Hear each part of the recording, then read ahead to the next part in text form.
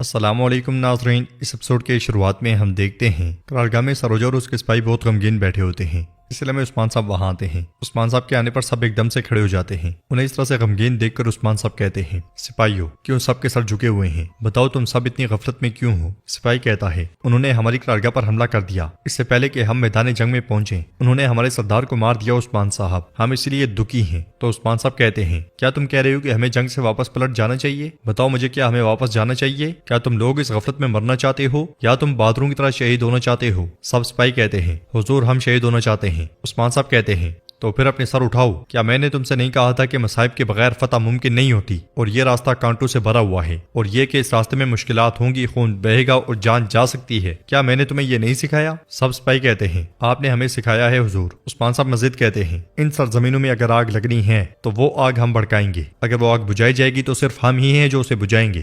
اب مایوسی چھوڑ دو سروجا، ترک یتیم رہ سکتا ہے لیکن بغیر وطن کے کبھی نہیں رہ سکتا۔ وطن کے لیے سردار کی ضرورت ہوتی ہے، سردار کے لیے سب سے اہم چیز تلوار ہے۔ یہ کہتے ساتھ ہی عثمان صاحب بیہان کی تلوار اسے دیتے ہوئے کہتے ہیں، یہ تلوار تمہارے بابا کی ہے، اب سے یہ تمہارے پاس امانت ہے، تم ہمیشہ اپنی ریاست، اپنے رسم و رواج اور اپنی قوم کے اعتماد کے قابل رہو۔ نم آنکھوں کے ساتھ سروجا تلوار لیتے ہوئے عثمان صاحب کا شکریہ ادا کرتا ہے، اور عثمان صاحب کہتے ہیں، اداسی ایک طرف چھوڑ دو، مایوسی کی ضرورت نہیں، اب دشمن کا گلا کاٹنے کا وقت ہے۔ سب سپاہی تلواریں لہراتے ہوئے اللہ اکبر کے نعرے بلند کرتے ہیں۔ ادھر البائی اور یوسف کراسے کے سپاہیوں کو مارتے مارتے زندان تک جا پہنچتے ہیں۔ یوسف کو دیکھ کر بیگم کہتی ہے، یوسف تم یہاں کیا کر رہے ہو؟ تو یوسف کہتا ہے، کیا میں تمہیں ان کتوں کے ہاتھ میں چھوڑ دیتا؟ ٹھیک ہو نا تم؟ اسی لمحے آوازیں سنائی دیتی ہیں، وہ بیگم خاتون کو لے جائیں گے، جلدی کرو۔ یہ سن کر بیگم کہتی ہے، یوسف جاؤ، یہ لوگ قابل بن گئے ہیں، انہوں نے بیہان صاحب کو شہید کر دیا، تمہیں بھی نقصان پہنچائیں گے۔ یوسف کہتا ہے، میں آپ کو یہاں چھوڑ کر کبھی نہیں جاؤں گا، چاہے کچھ بھی ہو جائے۔ اس کے ساتھ ہی البائی زندان کھول دیتا ہے تو کراسے کے کچھ سپاہی وہاں پہنچ جاتے ہیں، وہ دونوں ان کے ساتھ نمٹنے لگ جاتے ہیں۔ بیگم کہتی ہے، بھائیوں کا خون نہ بہاؤ، وہ دونوں انہیں پٹکتے ہی چلے جاتے ہیں۔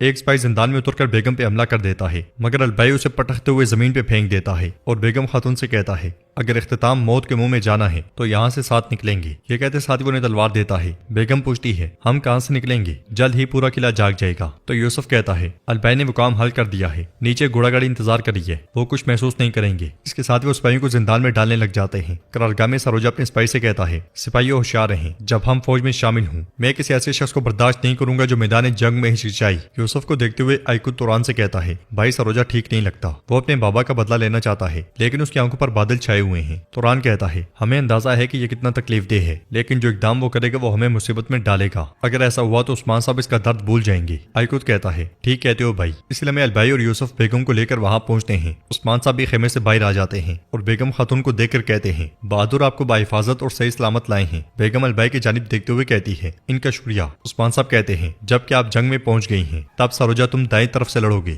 اور بیگم خاتون بایاں محاذ آپ کی کمان میں ہوگا۔ بیگم کہتی ہے، حضور جیسے آپ کا حکم، لیکن میں آپ کو بتانا چاہتی ہوں کہ کراسے صاحب کو لوکاس اور صوفیہ کی حمایت حاصل ہے۔ عثمان صاحب کہتے ہیں، میں جانتا ہوں، بران اور جرکتہ اب ایک فریضے پر ہیں، ہماری تمام مہمات انہیں میدان جنگ تک پہنچنے سے روکنے کے لیے تیار ہیں، چلو سب اپنے کام میں لگ جاؤ، اور مجھے ایک مسئلہ ہے جو جنگ سے پہلے حل کرنا ہے۔ یہ کہتے ساتھ ہی عثمان صاحب چلے جاتے ہیں۔ جنگل میں کیوماس محتاط انداز میں آگے بڑھ رہا ہوتا ہے، اس لیے علاؤالدین گونجا کے ساتھ اس کے سامنے آ جاتا ہے۔ گونجا کہتی ہے، تم الجھن میں ہو کیونکہ میں نے تمہیں بلایا ہے نا کیوماس؟ تو کیوماس کہتا ہے، میں نے یعقوب صاحب کی بہت روٹی کھائی ہے، میں ان کی خاطر آیا ہوں۔ علاؤالدین کہتا ہے، تو تم خاطر کے معنی جانتے ہو، یعنی تم نے اپنی پوری انسانیت نہیں کھوئی، ہاں کیوماس؟ کیوماس کہتا ہے، اگر آپ کو کچھ نہیں کہنا تو میں جاتا ہوں گونجا خاتون۔ گونجا کہتی ہے، ہاں میں کچھ کہوں گی کیوماس، میں تمہیں بچپن سے جانتی ہوں، تم کب سے کفار کے ساتھ تعاون کر رہے ہو اور بھائیوں کا خون بہا رہے ہو۔ کیوماس کہتا ہے، گونجا خاتون ایسا نہ کہیں۔ تو گونجا کہتی ہے، خاموش رہو، کراسے صاحب جب تک کفار کے ساتھ تعاون کرتے رہیں گے تمہارے زیر کمان سپاہیوں کا کیا قصور ہے؟ تمہارے بھی بچے ہیں، کیا یہ گناہ نہیں ہے؟ تم نے جو کچھ کیا ہے وہ صوفیہ اور لوکاس کے فائدے کے سوا اور کیا ہے؟ کیوماس کہتا ہے، علاؤالدین بے اور گونجا خاتون مجھے بھی بہت تکلیف ہوتی ہے لیکن جو حکم ہمیں دیا جاتا ہے اسے پورا کرنا پڑتا ہے۔ علاؤالدین کہتا ہے، کیوماس، کراسے صاحب کے عزائم اور غفلت کی وجہ سے ترکوں کے خون کا ایک قطرہ بھی بہے ہم اس پر اکتفا نہیں کریں گے، اور اگر اب بھی آپ اس درد کو اپنے سینے میں اٹھائے ہوئے ہیں تو پھر وہی کریں جو ہم آپ کو کہیں گے۔ آگ کے سار قلعے کے سامنے اورحان ایک منجنیق پہ کھڑا ہوتا ہے اور کہتا ہے، فتنے کا سر، ترکوں کو ترکوں سے لڑانے والا فوجی قلعہ آگ کے سار، تمہارے ساتھ ہمارا حساب طے کرنا بھی باقی ہے۔ اس لیے غوث وہاں آتا دیتا ہے اور کہتا ہے اورحان صاحب لوکاس کی فوج آگ حصار سے نکلنے کے لیے تیار ہے۔ اورحان کہتا ہے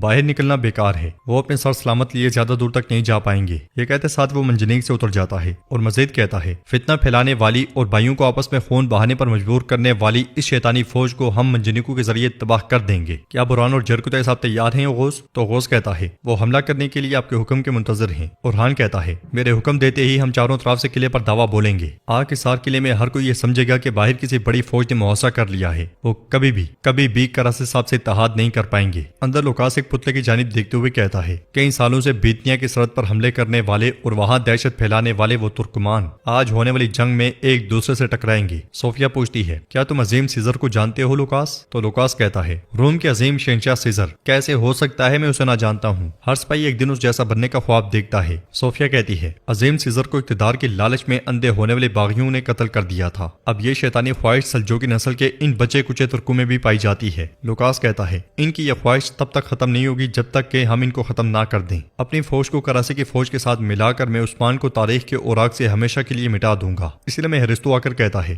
فوج روانہ ہونے کے لیے تیار ہے۔ صوفیہ کہتی ہے آج ہماری فوجیں عثمان کو شکست دیں گی اور جہاں تک میری پیاری پوئنا کا تعلق ہے وہ عثمان کی ہر ایک چیز کو تباہ کر دے گی۔ باہر اورحان کہتا ہے منجنیقیں تیار کرو، جن کے ہاتھ بیحان صاحب اور ہمارے باقی شہداء کے خون سے رنگے ہوئے ہیں ان بدماشوں کا قلعہ آگ حصار وقت آنے پر ان کے لیے جہنم کا گڑھا بن جائے گا، لیکن ابھی ان پر منجنیقوں سے عذاب لائیں گے اور ان کی فوج کو اندر پھنسائیں گے۔ یہ کہتے ساتھ وہ ایک پتھر آگ حصار کی جانب چھوڑ دیتا ہے۔ پتھر کو جاتا ہوا دیکھ کر جیرکتائی اور برہان بہت خوش ہوتے ہیں اور انہیں بھی اشارہ مل جاتا ہے۔ پتھر کے قلعے کے ساتھ لگتے ساتھ ہی آگے بڑھتے ہوئے صوفیہ اور لوکاس ڈر جاتے ہیں۔ لوکاس رانگی سے کہتا ہے یہ کیسا شور ہے، کیا ہوا ہے؟ دوسری طرف جیرکتائی کہتا ہے چلو سپاہیو اس ناپاک قلعے کی گندی دیواریں گرا دو۔ اس کے ساتھ ہی وہ بھی اپنی منجنیقیں تیار کر لیتے ہیں۔ ہرستو بھاگتا بھاگتا لوکاس کے پاس آتا ہے اور کہتا ہے وہ ترک منجنیقوں سے دیواریں تباہ کر رہے ہیں جناب۔ صوفیہ کہتی ہے کیا یہ کیسے ممکن ہے؟ لوکاس کہتا ہے لعنت ہو ان پر، انہوں نے ہمیں کب گھیر لیا۔ صوفیہ کہتی ہے عثمان یہ اسی کا کام ہے۔ اس کے ساتھ ہی دونوں آگے بڑھ جاتے ہیں۔ قلعے کی اگلی طرف اورحان و غوث کے ساتھ، جبکہ پچھلی طرف برہان جیرکتائی کے ساتھ مسلسل پتھر چھوڑتا ہی چلا جاتا ہے۔ پتھر چھوڑتے ہوئے جیرکتائی بہت خوش ہو رہا ہوتا ہے۔ ادھر ایک سرائے میں سردار کراسی کے صدران موجود ہوتے ہیں اور کہتے ہیں جب ہم جنگ میں جانے کی تیاری کر رہے ہیں تو کراسی صاحب کو ہمیں اپنے پاس بلانے کی کیا وجہ ہے؟ تو ایک سردار کہتا ہے خبر پہنچانے والا اگر کراسی کا جنگجو کیوماز نہ ہوتا تو میں سمجھتا کہ یہ دھوکہ ہے، اسی لیے میں دروازہ کھلتا ہے اور کراسی کی جگہ عثمان صاحب وہاں داخل ہوتے ہیں۔ عثمان صاحب کو دیکھ کر وہ سب چونک جاتے ہیں اور کہتے ہیں عثمان صاحب آپ یہاں کیا کر رہے ہیں؟ ایک سردار کہتا ہے تو آپ ہی ہیں جس نے ہمیں بلایا ہے۔ عثمان صاحب کہتے ہیں حضرات خوش آمدید خوش آمدید۔ ایک سردار کہتا ہے انہوں نے کیوماز کی وفاداری خریدی ہے۔ دوسرا کہتا ہے یہ ہمیں دھوکہ دے رہا ہے۔ عثمان صاحب توران سے کہتے ہیں دروازہ بند کر دو، یہاں سے کوئی نہیں نکل سکتا جب تک کہ میں اس کی اجازت نہ دوں۔ صدران پرسکون ہو جاؤ، آپ سب ترکوں کے رسم و رواج کو جانتے ہیں اور آپ عالم اسلام کی خاطر مزاحمت کرتے ہیں، آپ میدان جہاد میں بہادری دکھاتے ہیں، مگر جن کے پیچھے آپ چل رہے ہیں کراسی صاحب اس کا راستہ اب سیدھا نہیں رہا۔ وہ غافل شخص راہ